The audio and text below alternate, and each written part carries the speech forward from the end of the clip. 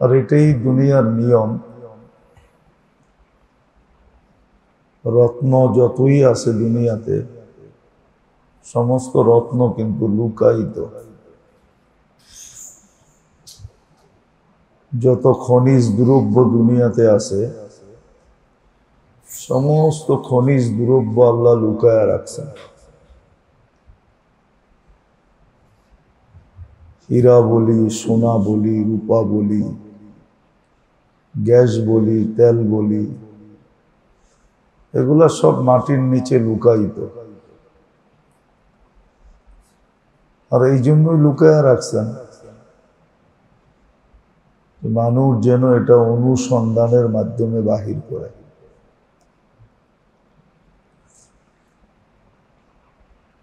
আর যেই দেশেই যেটা পায়, অনুসন্ধান করার পরে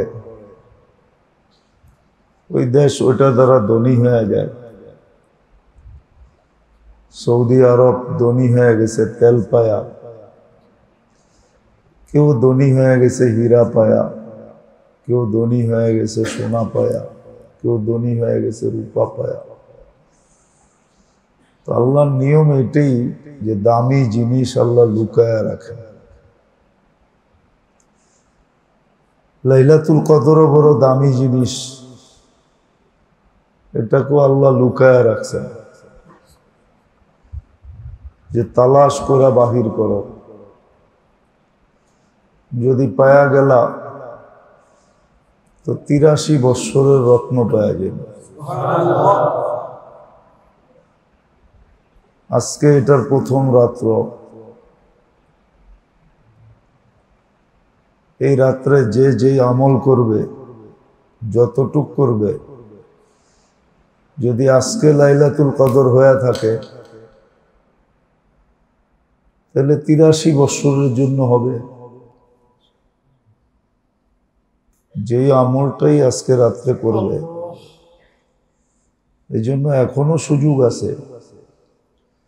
সূর্য ডুবার থেকে শুরু হয়, আর রত্ন বিদায়ী জিবরিল আলাইহিস সালাম আল্লাহর রাসূল সাল্লাল্লাহু আলাইহি ওয়াসাল্লাম দুনিয়ার থেকে চলে যাওয়ার পরে বৎসরের ভিতরে ২-১ বার জমিনে আসেন। ওই আসার ভিতরে লাইলাতুল কদরের রাত্র একটা রাত, যেই রাত্রে উনি বরকত নিয়ে জমিনে আসেন। এছাড়া সারা বছর উনি আর জমিনে আসেন না। তো বিদায় এই রাত্রটায় যতগুলা আমল করা সম্ভব অল্প করে হোক। ওলামা তো এটাও বলেন যে একবারও যদি হয়, কেউ লা ইলাহা ইল্লাল্লাহ একবার পড়লো, তাহলে ৮৩ বৎসর পর্যন্ত কন্টিনিউ পড়া তার আমল নামায় লেখা হবে। এরকম সুবহানাল্লাহ, আলহামদুলিল্লাহ, লা ইলাহা ইল্লাল্লাহ, আল্লাহু আকবার, ইস্তেগফার, দুরূদ শরীফ যদি ৩ বার সূরা ইখলাসও পড়লো তাহলে ৭০ খতম কোরআনের সওয়াব। যদি আজকে লাইলাতুল কদর হয়ে গেল তাহলে এরকম ৭০ খতম করে ৮৩ বৎসর পর্যন্ত টানা লেখা হবে। যে সে ডেলি ৭০ খতম করছে।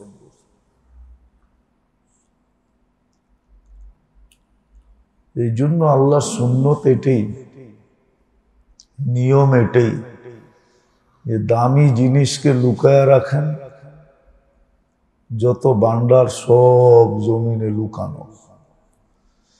হুকুম দিছেন খুঁজা বাহির করো, রাখা আছে, খুঁজা বাহির করো। কোন জমিনের অংশ এরকম নাই যে ওইখানে আল্লাহ ভান্ডার রাখেন না। লাইলাতুল কদরও এই উম্মতের জীবনের সবচেয়ে বড় ভান্ডার, আখিরাতের লাইনের সবচেয়ে বড় ভান্ডার। এটাও শেষ 10 দিনের বেজোর রাতের ভিতরে লুকায় রাখছে। আজ হবে না 23-এ হবে, না 25-এ হবে, না 27-এ হবে, না 29-এ হবে, কারো জানা নেই। কিন্তু নিজেকে খুঁজা বাহির করতে হবে। এই জন্য এখন 2:45 বাজতেছে,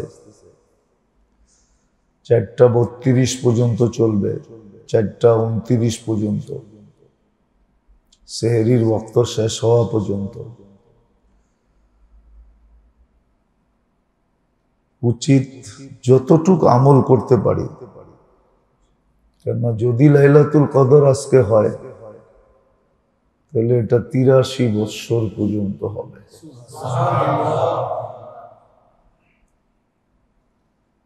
কত বড় পাওনা, কত বড় রত্ন। এই জন্য এখন দোয়া হয়ে যাবে যে যতটুকু পারি, 100 বার পারি, 100 বার করে তসবিহ সুবহানাল্লাহ পড়া ফেলি, আলহামদুলিল্লাহ পড়া ফেলি, আল্লাহু আকবার পড়া ফেলি, লা ইলাহা ইল্লাল্লাহ পড়া ফেলি, ইস্তিগফার পড়ি, দুরূদ পড়ি, 3 বার সূরা ইখলাস পড়ি। উচিত তো হলো এই 10 দিনে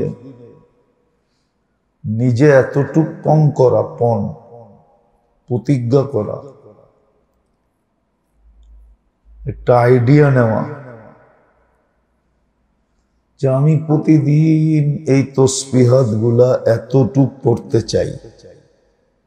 আর 10 দিনে এটা পুরা করা সম্ভব? কেননা 1000 যদি আমি পড়ি তাহলে 70,000 হবে কমসে কম। কিন্তু তসবিহাত কিন্তু রমজানে 1000 গুণ বাড়ায় দেওয়া হয়। এক পড়লে 1000 লেখা।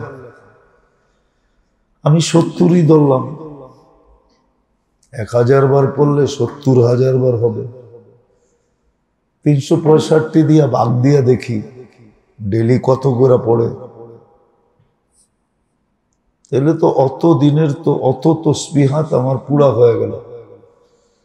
70,000কে যদি 365 দিয়া ভাগ দেই তাহলে কত পড়ে ডেলি? দেখেন, ক্যালকুলেটর সবার পকেটে আছে, হিসাব করলে দেখা যায়। কি মোবাইল নাই? হিসাব করলে এখন বেরিয়ে যাবে। 70,000কে যদি আমি 365 দিয়া ভাগ দিই,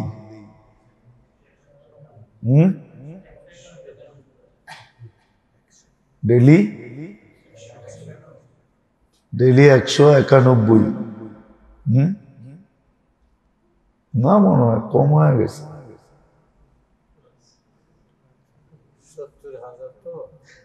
70,000কে 365 দিয়ে পূরণ দিবে, ভাগ দিবে।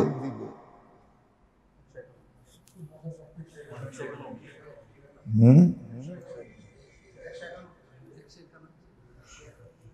191।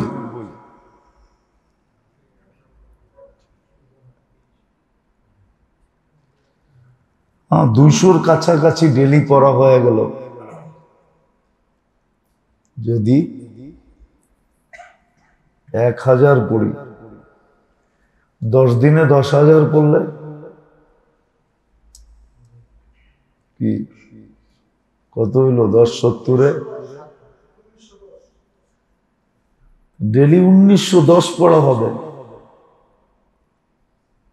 ডেলি 1910 কি ইস্তেগফার পড়ি, দুরূদ পড়ি, সুবহানাল্লাহ পড়ি, আলহামদুলিল্লাহ পড়ি, আল্লাহু আকবার পড়ি, কই পাবো এই সময়টা? কিন্তু ডেলি যদি দুরূদ শরীফ 1000 পড়ি, 6 তসবিহ যদি ডেলি 6000 পড়ি, 10 দিনে ওই 1910 ডেলি হয়ে যাবে, ঠিক না? হ্যাঁ, ডেলি যদি সূরা ইখলাস পড়ি 99 বার, তাহলে 33 খতম, এটাকে আবার 70 দিয়ে পূরণ দিতে হবে। কত হবে? ডেলি যদি এতবার পড়ি 99 বার কমসে কম, বেশিক্ষণ লাগে না। বিদায় এই তসবিহাতের লিস্টি করা চাই যে 10 দিনে যেন আমার এতটুক তসবিহাত পড়া হয় যে সারা বৎসরও যদি আমি না পড়ি তাহলে আমার সারা বৎসরের টার্গেট যাতে পুরা হয়ে যায়। এতগুলা পড়া আমার আমলনামায় লেখা হয় যে যেগুলা মানুষ সচরাচর করা কোনো মতেই সম্ভব না। আর যদি ইমাম জোহরি রহমতুল্লাহ আলাইহির কথা সত্য হয়, উনি যেটা লেখছেন ইমাম বুখারী রহমতুল্লাহ আলাইহির ওস্তাদ, যে এক তসবিহাত 1000, তাহলে আমি যে 1000 বার পড়বো তো এটা 10 লক্ষ লেখা হবে। ডেলি 1000 পড়লে 10 দিনে আমি 10,000 পড়ব, কিন্তু এটা 1000 গুণ বাড়বে। 10 দিনে 1 কোটি হবে, ঠিক না? 10 লাখে 10 দিনে কত হবে? 1 কোটি হবে। 1,365,000 দিয়ে আপনি বাঘ দিয়ে দেখেন। এতগুলা একদিন কোনো ব্যক্তির জন্য পড়াও সম্ভব হয় না। তো বোঝা গেল ইচ্ছা করলে 1 বৎসরের তসবিহাত না, আবার যেদিন লাইলাতুল কদরের ভিতরে পড়বে ওই দিন তো 83 বৎসর এক টানা লেখা হবে। এই জন্য উলামা ইকরাম লেখছেন যে বেজোর রাতগুলাতে কমসে কম বেজোর রাতগুলাতে কিছু সদকা করো, 1 টাকা হইলেও করো, তাহলে 83 বৎসর সদকার সওয়াব লেখা হবে। আর যদি 100 টাকা করি 83 বৎসর 100 টাকা করে লেখা হবে। সদকা করো, দান করো, তসবিহাত পড়ো, যেটাই করবা যদি ওই ডাইসের ভিতরে যদি চলে আসলো, লাইলাতুল কদরের ভিতরে পড়ে গেল, তাহলে এটা কন্টিনিউ 83 বৎসর 4 মাস লেখা হবে। এই জন্য কিন্তু খুব সজাগ থাকা। আবারও বলতেছি, দুনিয়ার লুকানো রত্ন আর কত বড় রত্ন, সারা দুনিয়ার সমস্ত রত্ন আল্লাহর কাছে যদি মশার ডানার সমান দাম হইতো, এটা আল্লাহর ঘোষণা, লাউ কানাতিদ দুনিয়া ইনদাল্লাহি তাদিলু জানাহা বাউদা, সারা দুনিয়ার সমস্ত ভান্ডার সহ দুনিয়ার দাম যদি আল্লাহর কাছে মশার ডানার সমান হতো, তাহলে কোন ক্ষুধাদ্রোহীকে আল্লাহ 1 কোট পানি পান করতে দিতেন না, 1 টোক পানি পান করতে দিতেন না, 1 টোক পানি পান করতে দিতেন না। লাইলাতুল কদর তো 83 বৎসরের জিন্দেগি, এই দুনিয়ার রত্নের সাথে তুলনা করলে লাইলাতুল কদরের বেজ্জতি হবে, এটার সাথে তুলনাই হয় না। তারপরও বুঝানোর জন্য বলতেছি, এই জন্য বড় সজাগ থাইকা এটাকে কাজে লাগাইতে হবে। একটা মুহূর্ত কোনো মতে যেন বেকার না যায়, কাজে লাগায় দেওয়া। আর কাজে ওই ব্যক্তি লাগাইতে পারবে যে সবাইকে ফাঁকি দিবে। রত্ন কেউ পাইলেও কাউকে বলে না, লুকায়া রাখে। হ্যাঁ বলে যে এখানে বেচলে ক্যাশ হবে ওইখানে বলে, এছাড়া কারো কাছে বলে না। এই জন্য আমাদেরকেও ফাঁকি দিয়া করতে হবে। দুইজন মিলা গল্প করলে হবে না, কোথাও বসে থাকলে হবে না, বরং ফাঁকি দিয়া সময়টাকে খুব কাজে লাগাইতে হবে। এখনো সুযোগ আছে, পুরা 9 থেকে 10টা দিন আছে। যদিও একটা রাত্র গেল, কিন্তু দিন আছে। ইচ্ছা করলে আমি আমার অতীত বৎসরের সমস্ত আমলের লাইনে যত কমই ছিল,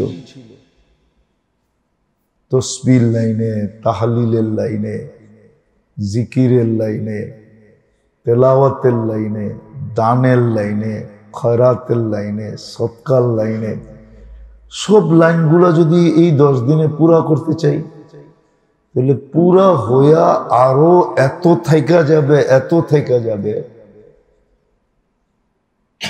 6 দিনেই তো পুরা হইয়া এক গাদা থাইকা যায়, 10 দিনে পুরা হইয়া আরো অনেক থাইকা যাবে, যেটা দেখা হয়তো আমিও আক্কা বাক্কা খাবো যে এতগুলা পুরা হওয়ার পরেও এতগুলা রয়ে গেল। এগুলার বিনিময় যদি আল্লাহ আমাকে দেন তো কতটি দিবেন। এই জন্য হাতে আছে। আবার রাত্রের কথাটা বলতেছি, কিন্তু মনের কথা মাইনা যদি চলি তাহলে চলা যাবে না। এই জন্য মনের বিরোধিতায় চলতে হবে, মনের বিরোধিতায়। মন চাবে না। আল্লাহ করুক সবাইকে এই কথাগুলো বুঝার তৌফিক দেখ, আর আমরা সময়টাকে খুব কাজে লাগাই। কমসে কম 5টা রাত্রকে, আজকের রাত্রটা তো গেলই, আর মাত্র 1 থেকে 1.5 ঘন্টা বাকি আছে। বাকি সামনের রাত্রগুলা, বিশেষ করে বেজর রাত্রগুলা যে এইভাবে না যায়, এরকম ভাবে কাটানো চাই যে বেজর রাত্রগুলাতে কেউ কাউকে চিনি না, আমরা যেন একসাথে নাই, আমি একাই এখানে আছি, আর কেউ নাই। তাইলে কিন্তু আমি এগুলাকে কাজে লাগাইতে পারবো। আর যদি একজন আরেকজনকে চিনি, তাহলে কিন্তু কাজে লাগাইতে পারবো না।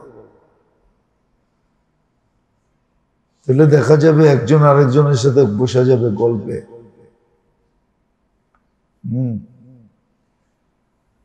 শয়তান আর কি ধোঁকা দেয়, মন এর চেয়ে কুঠি গুণ ধোঁকা দেয়। ইন্না নাফসা লাআম্মারা, ওর কাজই হলো ধোঁকা দেওয়া। আল্লাহ করুক এইভাবে আমরা যদি কাটাইতে পারি, তাহলে বিশেষ করে যারা ইতিকাফে বসছি, ইনশাআল্লাহ যেদিন যাব এইখান থেকে বাহির হইয়া চাঁদ উঠার পরে, তখন দিলের ভিতরটাকে একটু পরিবর্তন পাবো। আর নাহলে দিলের ভিতরটাকে পরিবর্তন পাবো না। দিলের ভিতরটা পরিবর্তনও পাবো না, আর দিলের ভিতরটা আলোকিতও পাবো। আর যদি এইভাবে কাটাইতে পারি তো পরিবর্তনও পাবো, আর দিলটারে আলোকিতও পাবো। আল্লাহ আমাদের সবাইকে বুঝার তৌফিক দান করেন।